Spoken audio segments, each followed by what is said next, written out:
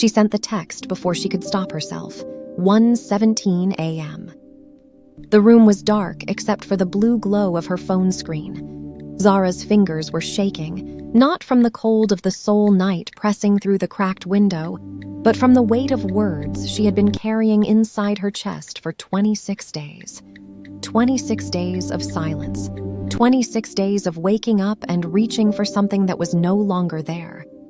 She typed the message slowly, deliberately, the way you write something you've rehearsed 100 times in your head but never had the courage to say out loud. I lost my pregnancy because of you. I hope you can finally live with what you've done. Her thumb hovered over the send button for 3 seconds. Then she pressed it, and immediately 3 dots appeared. She frowned. Daniel never replied this fast. Daniel barely replied at all anymore. Then the message came. I think you have the wrong person. Zara stared at the screen. Her heart gave one hard, confused knock against her ribs. Wrong person? Before she could process it, another message arrived. But what hospital did this happen in? The phone slipped from her fingers and hit the mattress. Because that hospital, that specific private hospital tucked into a quiet street in Mapo-gu, was not the kind of place anyone stumbled upon by accident. It wasn't listed prominently online. You only knew about it if someone told you, or if you had a reason to know. Zara picked her phone back up with both hands.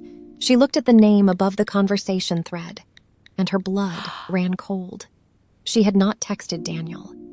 If you love stories that get under your skin and refuse to let go, welcome to Afro-Korean Chronicles TV. I'm so glad you're here. Subscribe right now and hit that notification bell because this story is only getting started and you do not want to miss what comes next. Zara had been living in Seoul for 14 months. She had come on a graduate scholarship, linguistics, second language acquisition, and she had thrown herself into the work the way she always threw herself into things, completely, almost recklessly, with the particular intensity of a woman who believed that if she stayed busy enough, she wouldn't have to feel the parts of her life that were quietly falling apart. She worked part-time at a cafe in Hongdae, 4 mornings a week, at the kind of small, warm place where the owner knew her order and sometimes left a piece of taeok on the counter beside her cup without being asked. She was good with the regulars. Her Korean was functional now, better than functional, honestly, and there was something that felt like belonging in the way she navigated the city, the way she knew which subway exit to take and which street vendor did the best aomuk on cold mornings. But belonging is not the same as not being alone. She had friends back home in Lagos who texted her photos of their babies and their weddings and their new apartments. She had a mother who called every Sunday and spent 15 minutes asking when she was coming home, and the remaining 15 minutes pretending she hadn't asked. She had a group chat she muted more often than not, because reading about everyone else's life when yours feels like it's unraveling is its own specific kind of pain. And she had Daniel, or she used to. Daniel was Nigerian too. He had come to Seoul 2 years before her for a tech job with a startup in Gangnam. They had met at a community gathering for Africans in Seoul, one of those events that feels slightly forced but that you go to anyway because you need to hear your mother tongue in someone else's mouth. He was funny and warm, and he looked at her like she was worth looking at.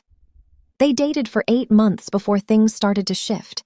She couldn't point to the exact moment it changed. It wasn't one thing. It was the way he started canceling plans without explanation, the way his voice went flat when she talked about her research, the way he stopped asking how she was and started assuming she was fine. And then, 3 months ago, there was a night. A rainy, terrible night outside a restaurant in Sinchon, when everything inside their relationship finally said what it had been trying to say for months, and Zara ran out into the street and the world went sideways. She lost the pregnancy she hadn't even known she was carrying until she woke up in the hospital 2 days later, with a nurse holding her hand and explaining gently what had happened. She hadn't told Daniel about the baby. Not then, not ever. She blamed him for all of it anyway, because the grief needed somewhere to go, and he was the only one standing close enough to receive it. 26 days after the hospital, In the blue-lit dark of a Tuesday night, she had spent crying into a pillow and then trying to stop crying and then giving up. Trying to stop, Zara picked up her phone and found Daniel's contact and typed the message she had been composing in her head since the moment she could hold a thought together. She meant to send it to him. She sent it to someone named Min-jun. His name sat just above Daniel's in her contacts. She had added him months ago, a brief professional exchange about a community architecture project, one of those numbers you save and never think about again. Their names looked similar enough on a small screen at 1 a.m., when your eyes are swollen and your hands are unsteady, and the only thing you're focused on is the weight of what you're saying, not who you're saying it to. Min-jun Seo was awake because he was almost always awake at that hour. He was 31 years old, an architect at a mid-sized firm in Yeouido, and he lived alone in a clean, sparse apartment in Mapogu that he had arranged with the careful deliberateness of a man who liked to control what he could control. He was methodical. He was quiet. His colleagues respected him, and his clients trusted him, and he had, over the past several years, become very good at occupying himself in ways that didn't require other people. He had been engaged once. Her name was Soyeon. She had told him, at the end, that loving him felt like knocking on a door that was never going to open. He didn't argue with her because he suspected she was right. That had been 2 years ago. Since then, he worked. He ran along the Han River on weekend mornings. He called his mother on Sundays and let her talk for 40 minutes without interrupting. He ate dinner alone at his kitchen counter, usually with a book open beside his plate, and he told himself this was enough. Most nights, he believed it. When the message came in at 1:17 a.m., his first instinct was to ignore it. Unknown emotional context, clearly a mistake, the kind of message that pulls you into someone else's pain if you're not careful. He set the phone face down on the coffee table. He sat there for about 40 seconds. Then he picked it up and typed back. He didn't fully understand why. He told himself it was just basic decency. The woman clearly thought she was talking to someone she knew, and it wasn't right to leave her without a response. But there was something else underneath that. Something about the specific weight of those words. I lost my pregnancy. He read them again, and then a third time. He typed, I think you have the wrong person. And then, before he could think better of it, he typed, but what hospital did this happen in? He wasn't sure why he asked. He told himself later it was curiosity. That wasn't the whole truth. Zara stared at his response for a long time. Then she typed, who is this? He replied, Min-jun. We spoke briefly about the Mapo cultural project maybe 6 months ago. You saved my number.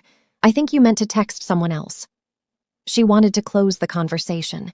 She wanted to type, sorry, wrong number, and put the phone down and disappear under her blanket and not exist for several hours. That was absolutely what she should have done. Instead, she typed, I'm so embarrassed. He replied, don't be. Are you okay? 3 words. Simple, quiet, direct. And somehow, in that specific moment, at 1:22 in the morning, 26 days out from the worst thing that had ever happened to her, those 3 words were the most human thing anyone had said to her in weeks. She typed back, not really. He said, I didn't think so. And then, you don't have to explain anything, but I'm here if you want to talk. She almost laughed. An architect she barely remembered, offering to listen at 1 a.m. She should have thought it was strange. Instead, she thought, at least he's honest. At least he's not pretending I'm fine. She typed, it's a long story. He replied, I'm not going anywhere. They talked until 3:30 a.m. that first night. Not about the pregnancy. Not yet. About smaller things. About how Seoul feels different in winter than it looks in photographs. About what it's like to be a foreigner in a city where you're permanently visible. About the gap between the life you imagined and the one you're actually living. Min-jun was careful. He didn't push. He asked questions that were precise without being intrusive, and he listened in a way that was different from how most people listen. Not waiting for his turn to speak, but actually sitting with what she said before he responded. She noticed it. It was the kind of listening that made you say more than you intended to. When they finally said goodnight, Zara lay in the dark for a while, staring at the ceiling. She wasn't sure what had just happened, but something in the static of the past 26 days had shifted, just slightly, and she fell asleep without having to force it. 3 days passed. She didn't text him and he didn't text her, and she told herself that was that. A strange one-night conversation, a blip, the kind of thing that happens and then dissolves. Then, on the 4th day, a voice message appeared on her phone. Not a text, an actual recording. She stared at it for a moment before pressing play. His voice was lower than she'd expected. Calm, slightly formal, the way people sound when they're speaking a language that isn't their first but have gotten very good at it. He said, "I don't know why I'm doing this. I just wanted to make sure you were still okay." That was all. 14 seconds. She played it again, and then a third time. Then she sat on the edge of her bed with the phone in both hands and didn't move for a while.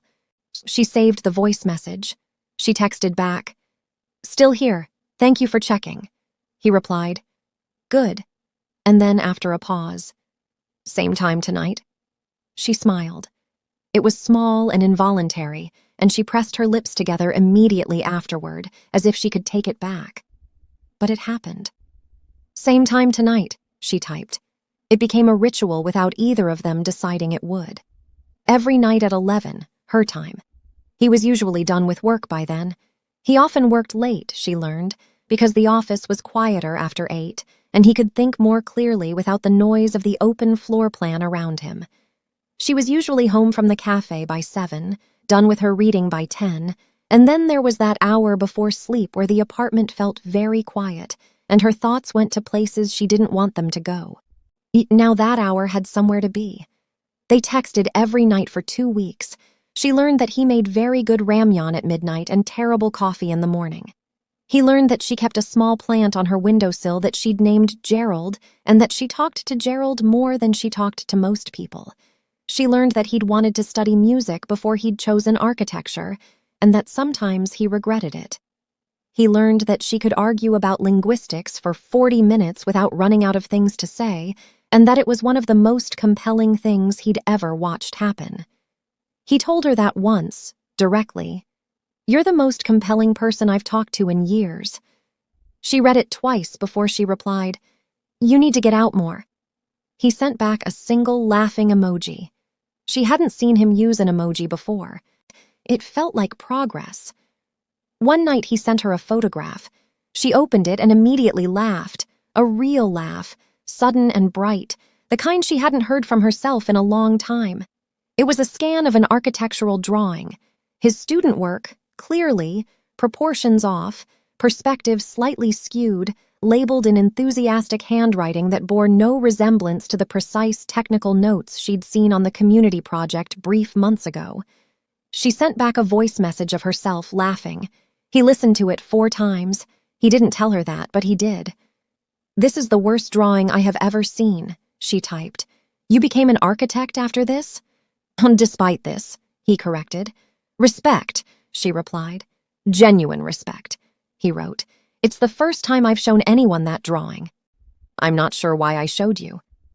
She didn't answer that immediately. She read it a few times. Then she typed, "I think you knew I'd laugh instead of cringing." A pause. Then, "Yes, I think that was it."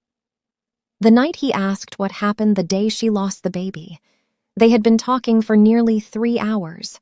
She had told him about Daniel, the slow erosion of the relationship, the way love can become invisible before it disappears, the particular cruelty of being left not by a single event but by 100 small withdrawals.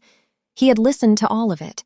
He had not said, "He sounds terrible," or "You deserved better," the reflexive things people said.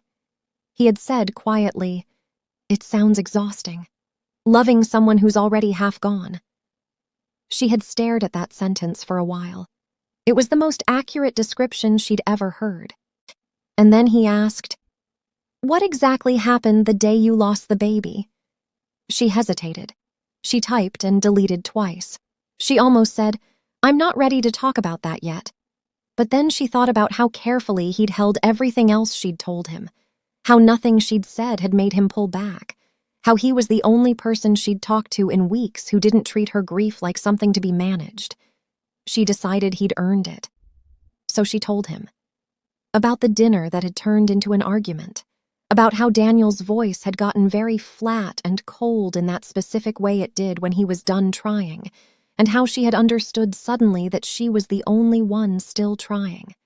About running out of the restaurant into the rain, about the street, the wet pavement, the car headlights sweeping toward her from around a corner.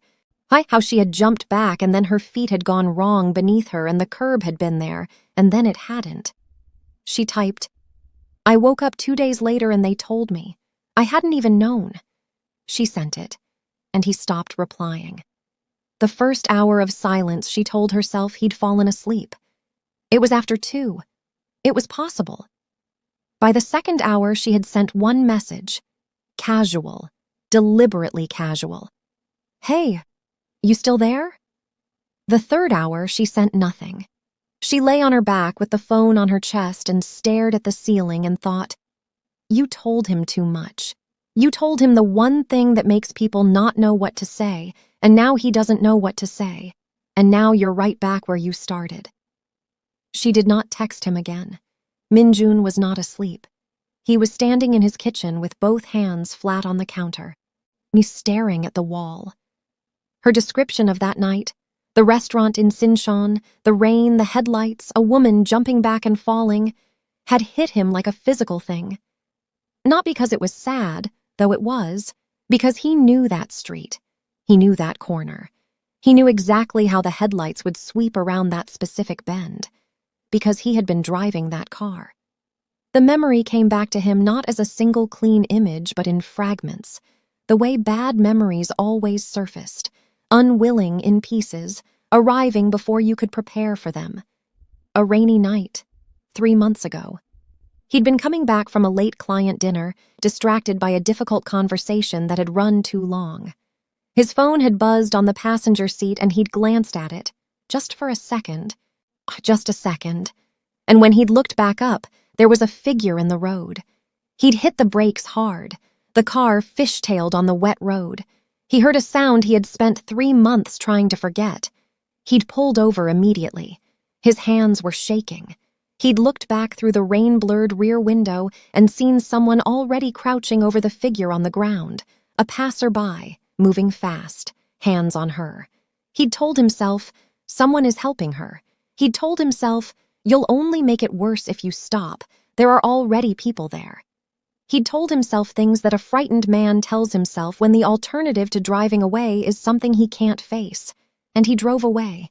He had been back to that corner. Not once. He had stood there in daylight and in rain, looking at the ordinary street, at the unremarkable curb, at the space where something had happened that he had chosen to leave behind. He never found out what happened to her. He had spent 3 months building his peace on not knowing, and now he knew. He did not text Zara back that night. He could not find a single sentence that was honest and also survivable. Every draft he started felt like a confession he wasn't ready to make, and a lie he couldn't bring himself to tell. So he said nothing, which was its own kind of answer. And he sat alone in his clean, quiet apartment and understood for the first time that the silence he'd built his life around was not peace. It was avoidance. And there was a difference. He went to the corner that night, the one in Sinchon. He drove there at 2 a.m. and parked and got out and stood on the pavement in the cold, looking at the wet road. At the curve where a car coming too fast with a distracted driver would catch a pedestrian completely off guard. He had been here before in daylight. Standing here at night in the rain felt different. It felt like the truth of the thing rather than the memory of it. He stood there for a long time. A taxi turned the corner and its headlights swept across him and he didn't move. He let himself be illuminated. Then the taxi passed and the street went dark again, and he walked back to his car and drove home and sat at his kitchen counter until the sky outside started lightening from black to gray. He texted her the next evening. "I'm sorry for disappearing. I'm here. I'm sorry for what happened to you." She waited a beat before replying. Then, "Don't do that again." "I won't," he said. He meant it. And he was already living inside the terrible contradiction of meaning it. 2 weeks later, they met in person. It had been Zara's suggestion, offered casually, as if it didn't matter either way. He had agreed immediately, which told her it mattered to him. She arrived first at the cafe in Mapo they had chosen. Neutral ground, public, the kind of place that wouldn't carry the weight of whatever they were. She ordered an Americano and sat at a window table and told herself she was not nervous. She was extremely nervous. She saw him before he saw her. He came through the door and stopped just inside it, scanning the room, and she had a few seconds to look at him unobserved. He was taller than she'd imagined. He wore a dark navy coat and he moved with the contained, careful economy of someone who didn't like to take up unnecessary space. When his eyes found her, something in his expression shifted, a small, involuntary softening, and she felt the same thing happen in her chest in response. He sat down across from her and said, "You look better than I expected," and then immediately looked like he regretted saying it. She said, "That's either a compliment or an insult, and I can't tell which." "Compliment," he said quickly. "Definitely compliment. You said you hadn't been sleeping." "I said that 2 weeks ago." "I know." She looked at him. He looked back at her.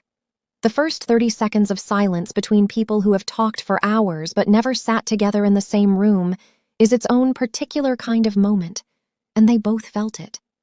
"Hi," she finally said. "Hi," he said back. And something between them released, just slightly, like a door that had been held shut finally being allowed to swing. They walked afterward. It was her idea. She couldn't stay still. She needed the city moving around her. They went to Bukchon Hanak village as the afternoon light went long and golden across the old tiled rooftops, and she asked him to teach her the Korean words for things. He taught her the word for the way old wood smells in winter. He taught her the word for the longing you feel for someone or something you can't get back. "Gurium," she repeated, getting the vowels almost exactly right. "Perfect," he said. She said, "That might be the most beautiful word I've ever heard." He said nothing for a moment. Then, "You said it perfectly," which was not quite the same as agreeing with her, but felt like something more than that. He walked beside her with his hands in his coat pockets. She walked with her arms slightly crossed against the cold. At one point, their arms brushed and neither of them moved apart. He investigated quietly that week. He told himself it was to confirm or rule out what he feared. He told himself that before doing anything, he needed to be certain. He pulled up news archives from 3 months ago. Local Sinchon coverage, minor incidents, police blotter items. It took 2 evenings. Most of what he found was unremarkable. And then he found it. A small report. Hit-and-run incident, Sinchon. A foreign national had been struck near a roadside curb. The report used the phrase vehicle contact and noted that bystanders had assisted before emergency services arrived. The woman had been transported to a private medical facility in Mapo-gu. Police were seeking information on the vehicle. No driver had come forward. He read it 3 times. Private medical facility in Mapo-gu. He closed the laptop and sat in the dark for a long time. He didn't tell her. Instead, he kept showing up. He brought her ramyeon from the 7-Eleven near her apartment because she'd mentioned in passing that she ate it when she couldn't sleep, and the one near her building had discontinued her favorite flavor. He left it on her doorstep with a note that said only, "Checked 4 locations. Found it." She sent him a voice message of 12 seconds that was mostly silence, and then her saying, "Minjun," very quietly, and he played it in his car on the way home with his hands very still on the wheel. That was the week he understood he was in trouble. Not because he was falling for her. He had understood that earlier, sometime around the 3rd week of 11 o'clock texts, around the time he had realized he was getting through the workday faster because he was looking forward to the evening. He was in trouble because he was falling for her, and he was the person responsible for the worst thing that had ever happened to her. And those 2 facts were living inside him simultaneously, and the pressure of containing them both was becoming something he could feel physically. He almost told her on a Thursday evening. They were sitting on the steps outside a small gallery in Insadong after closing time, the street quiet around them, a street vendor packing up his cart in the distance. She had been talking about the baby, not the loss, but who she had imagined the child would have been. She said she had already thought about a name, a daughter. She'd known it somehow, the way you know things before you have proof of them. Amara, she said. I had already chosen Amara. He sat with the weight of that name. He didn't try to hold it at a distance. He just let it be heavy. When she finished, the street was very quiet. She turned to look at him, and he was already looking at her. The moment between them stretched past its natural length and became something else. He leaned forward slightly. I have to tell you something, he said. She looked at him. She could feel, with the instinct people sometimes have when they're standing near an edge, that whatever he was about to say would change the shape of things. She wasn't ready. She had just said her daughter's name out loud for the first time to another human being, and she was not ready for anything else tonight. Not tonight, she said. Please, not tonight. He nodded once, slowly. Okay. She leaned her head, just slightly, against his shoulder. He went very still, the way you go still when something fragile lands near you and you don't want to frighten it away. They sat like that for a long time without speaking. The following week, Min-jun wrote the confession. He wrote it as a text message, which felt wrong, and then as a note in his phone, which also felt wrong, and then he tried speaking it aloud in his apartment to see if saying it out loud made it more real or less real. It made it more real. He sat down after. He drafted the text version 7 times. The first was 200 words. Each subsequent draft was shorter. The final version was 8 words. I was the car that night. I'm sorry. He looked at it for a long time. He did not send it. He understood, sitting there with his phone in his hand, that sending a text was something you did when you were afraid to see someone's face. And whatever he owed Zara, he owed her more than that. He would tell her in person. He would go to her apartment. He would look at her and say it and let whatever happened next happen. He deleted the draft. He picked up his keys. He drove to her building. It was a 20-minute drive, and he spent it rehearsing nothing, just breathing, just letting the city pass around him, telling himself that running from a truth doesn't make it smaller. It only makes the moment of facing it heavier. He had spent 3 months with that weight. He understood now that the weight didn't distribute itself evenly. It concentrated. It settled into the parts of you that you were most trying to protect and made them the weakest points. The silence he had chosen that rainy night hadn't kept him safe from consequence.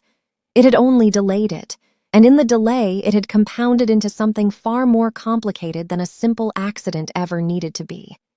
He had taken something manageable and made it enormous by refusing to face it. He understood that now. He had understood it, if he was being honest, for some time. He had simply been choosing not to act on the understanding, and there was a name for that. And the name was cowardice, and he was done with it. He turned onto her street and saw the ambulance, 2 police cars, a cluster of neighbors on the pavement in coats pulled on over pajamas, the specific frightened alertness of people woken up by something wrong. A paramedic moving quickly toward the building entrance. Min-jun pulled over and got out of the car. A woman he recognized vaguely, Zara's neighbor, the one with the small dog, turned toward him as he approached. Do you know the girl on the 4th floor? She asked. Her voice was tight. The foreign girl? Yes, he said. What happened? A man came earlier. The neighbor pulled her coat tighter. Her ex, I think. They were arguing. We could hear it through the wall. And then it went very quiet. Min-jun's chest tightened. And then very loud, the woman added quietly. He looked up at the 4th floor window. The light was on. He could see movement. Then he looked down. On the pavement near the base of the building, something small and pale had fallen, or been dropped, or knocked from an open window. He crouched and picked it up. It was soft, small, a tiny pair of hand-stitched socks, ivory-colored, the kind that were made for newborns. He stood there holding them. He understood what they were immediately. He had seen them before, once, just once, in her apartment. On the shelf above her desk. She had turned slightly away when she noticed him looking at them, and he had not asked. He held them in both hands, and the full weight of everything landed on him at once. His phone buzzed. He looked at the screen. It was a message from Zara's number. He stared at it. The paramedics had just said she was in the building. How was she texting him? He opened the message. "You should have told me the truth sooner." He felt the blood leave his face. Before he could respond, another message arrived. "I know it was you that night." The street sounds around him, the low radio of a police car, the murmur of neighbors, the distant city, all of it went strangely quiet, the way sound goes when your mind is moving faster than the world around it. He typed back immediately, "Zara, where are you? Are you hurt? The ambulance is here. What happened?" He watched the 3 dots appear. They pulsed once, twice, 3 times, then they disappeared. No message came. He looked up from the screen, and across the street, on the opposite pavement, under the amber wash of a streetlight, a woman was standing. She was standing very still in the rain that had started without him noticing. She was wearing the dark green coat he recognized, the one she wore on cold mornings, the one with the slightly frayed left pocket she'd mentioned but never repaired. She was standing directly across from her own building, looking at it, and then slowly she turned and looked directly at him. He took 1 step toward the road and stopped. Something was wrong. Her face, even across the distance and through the rain, was visibly bruised. Left cheekbone, the kind of bruising that was already darkening, already telling a story about the last hour that he hadn't been present for.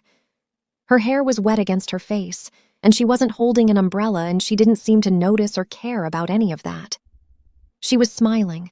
Not the smile he knew, not the one that happened involuntarily when he said something that caught her off guard, not the one she tried to pull back and couldn't. This was different.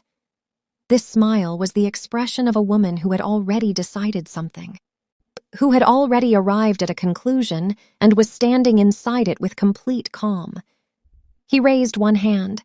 She tilted her head slightly to the right, the way she did when she was about to say something precise. His phone buzzed again. He looked down. One final message. "I'm coming to see you now." He looked back up.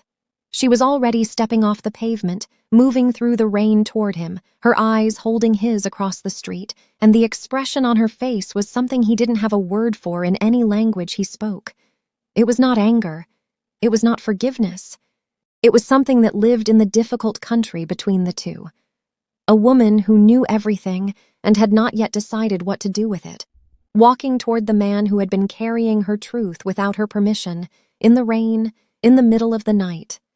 On a street in Seoul where their lives had already crossed once before without either of them knowing. He thought about the first message she had sent him by accident. The message meant for someone else, fired into the dark at 1:17 in the morning by a grieving woman with swollen eyes and shaking hands. He thought about the 40 seconds he had sat with his phone face down before picking it up and replying. He thought about every conversation since, the voice messages saved to his phone, the ramyun found at 4 different stores, the tiny socks ivory pale in his cupped hands, the name Amara said aloud for the first time in the dark of an Insadong side street. He thought about all the ways this could have gone differently, and he understood that it couldn't have. Not really. Not once she had sent that first message. And not once he had chosen to reply. Some things, once started, go exactly where they need to go, regardless of what the people inside them want or intend. He had spent 3 months running from this moment. He stood completely still. He let her come. The rain fell between them. She crossed the street slowly, deliberately, her eyes never leaving his, and the space between them shrank with every step she took until she was close enough that he could see the exact shade of the bruising on her cheek and the precise quality of the calm on her face. The calm of someone who has already survived the worst of it and is now simply deciding what comes next. She stopped in front of him. Neither of them spoke. The rain kept falling. The city kept moving. Somewhere behind them, the ambulance radio crackled. And Minjun stood there holding a pair of ivory baby socks in both hands, looking at the woman he had wronged and the woman he loved, understanding for the first time that those were the same person, and that whatever happened in the next few seconds would determine everything that came after. And that is where we leave them, standing in the rain on a Seoul street, at the edge of a truth that has been a long time arriving. Minjun with his confession finally ready, Zara with her bruised face and her calm eyes and everything she now knows. One question before you go. Do you think Zara already knew the truth before tonight? Or did it only click for her in that final moment? Drop your answer in the comments. I read every single one. And if this story kept you company tonight, kindly subscribe to Afro-Korean Chronicles TV and share this with someone who loves a story that refuses to let go. It costs you nothing, and it means everything. I will see you in the next one.